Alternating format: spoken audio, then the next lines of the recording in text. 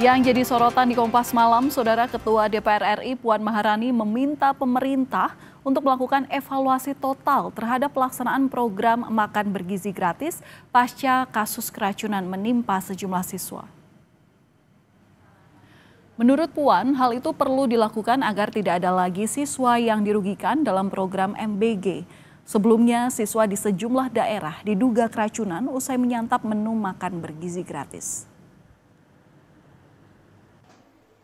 Ya, harus selalu dilakukan evaluasi untuk bisa ditindaklanjuti untuk bisa pelaksanaannya di lapangan bisa menjadi lebih baik dan jangan sampai kemudian anak-anak yang kemudian dirugikan. Jadi memang tidak mudah untuk melaksanakan hal tersebut karenanya memang pihak-pihak yang terkait harus bisa melakukan evaluasi total.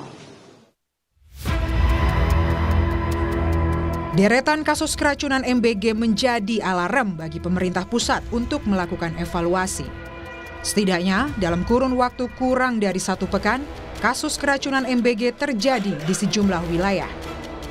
Pemerintah mencatat lebih dari 5.000 siswa mengalami keracunan usai menyantap MBG. Hal itu disampaikan Kepala Kantor Staf Kepresidenan Muhammad Kodari yang menyebut pemerintah melakukan pencatatan kasus melalui sejumlah badan. BGN 46 kasus keracunan. Ini pasti yang mau tanyakan keracunan kan? Ya. Dengan jumlah penderita 5.080. Ini data per 17 September. Kedua dari Kemenkes 60 kasus dengan 5.207 penderita. Data 16 September. Kemudian BPOM 55 kasus dengan 5.320 penderita, data per 10 September 2025. Nah, tolong teman-teman jangan lihat beda angkanya, ya. Teman-teman jangan ngadu-ngadu nih antar KL ya, setuju ya? Tapi lihat bahwa masalah yang sama dicatat oleh 3 lembaga, bahkan oleh BGN sendiri. Kota Bau-Bau jadi salah satu lokasi kasus keracunan MBG. Kepala Badan Gizi Nasional menyatakan salah satu penyebabnya diduga karena pergantian pemasok bahan baku yang belum siap dan tidak memenuhi standar.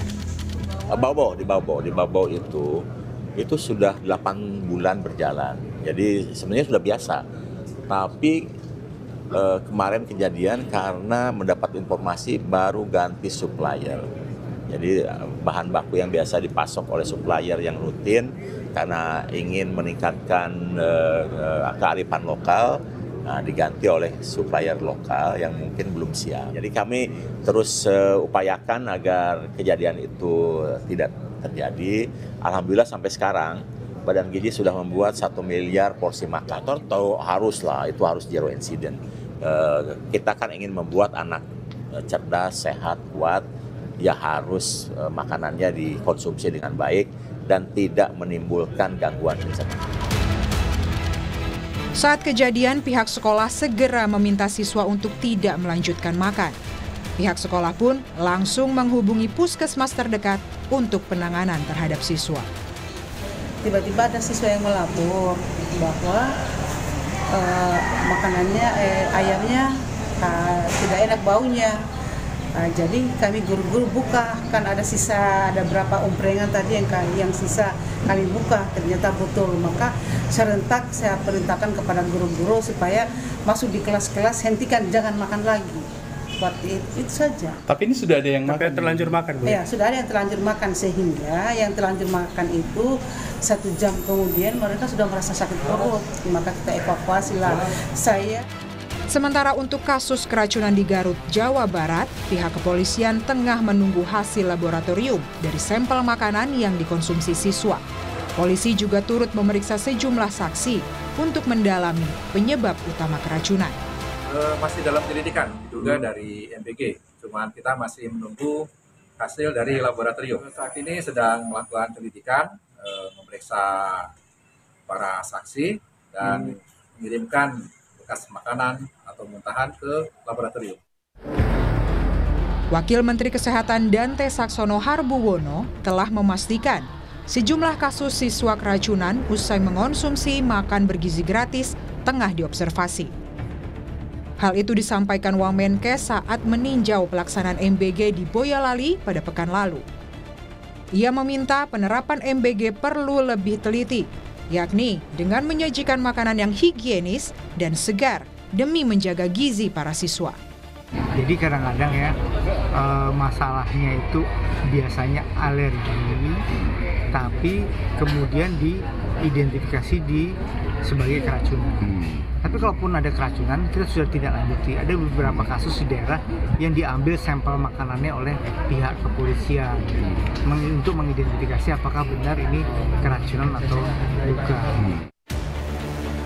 Mensesnek Prasetyo Hadi menyampaikan permintaan maaf akibat banyaknya kasus keracunan usai menyantap MBG. Dirinya juga memastikan kasus keracunan ini menjadi catatan penting pemerintah, sekaligus evaluasi dan mitigasi perbaikan agar kejadian serupa tidak kembali terulang. Pertama-tama tentunya kami atas nama pemerintah dan mewakili Badan Gizi Nasional memohon maaf karena telah terjadi kembali beberapa kasus di beberapa daerah yang tentu saja itu bukan sesuatu yang kita harapkan dan bukan suatu kesengajaan. Nah, namun demikian tentu saja ini menjadi bahan evaluasi dan catatan. Kami telah berkoordinasi dengan BGN termasuk dengan pemerintah daerah untuk yang pertama adalah memastikan bahwa seluruh yang terdampak harus mendapatkan penanganan secepat mungkin dan sebaik-baiknya. Yang kedua tentu harus dilakukan upaya evaluasi termasuk mitigasi, perbaikan supaya masalah-masalah seperti ini tidak terulang kembali. Anggota Komisi 9 dari fraksi PDI Perjuangan, Charles Honoris menyebut, pemerintah perlu memikirkan opsi lain untuk penyajian MBG. Pelibatan kantin sekolah dan komite sekolah dianggap bisa menjadi pilihan untuk penyajian MBG agar menghindari dapur SPPG yang tidak menerapkan SOP dengan ketat. Pemerintah harus memikirkan dan mempertimbangkan opsi lain, misalnya dengan melibatkan kantin sekolah. Idealnya makanan yang akan disajikan kepada anak-anak dipersiapkan oleh kantin atau dapur yang ada di sekolah tersebut, dengan melibatkan orang tua murid dan komite sekolah. Saya punya keyakinan bahwa orang tua murid pasti menginginkan yang terbaik bagi anak-anaknya, sehingga mereka pasti akan terlibat untuk memastikan apa yang disajikan merupakan yang terbaik. Pemerintah tetap menjalankan program makan bergizi gratis karena meyakini tujuan utamanya yakni meningkatkan gizi anak bangsa dan akan melakukan evaluasi terhadap pelaksanaan MBG agar kejadian serupa tidak terjadi lagi ke depannya. Tim Liputan, Kompas TV.